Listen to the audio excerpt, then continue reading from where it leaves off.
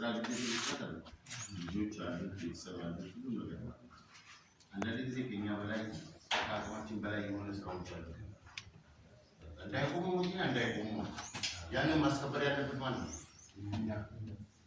ከእናንተ ውጭ ባለ ድርጅት 3-4 ጊዜ ነው መልዕክት። አራተኛ እስከ አመሬሳ መሄጃ መንገድ ያሉ መደብሮች አሉ አይደለ? በመስጊድ ጀምሮ እስከ ክርስቲያን እስከ ስታተስ መደብር ያላቸው አሉ አይደለም? ከመብራት እስከ 4 መብራት መደብሮች አሉ።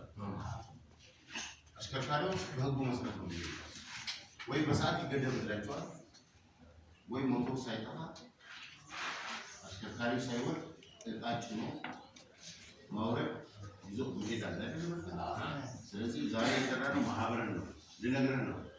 ኃላፊነት ወስደና አጠቃላይ ባለመደብሮችን ሲዘርዘር ጽፋቸዋል።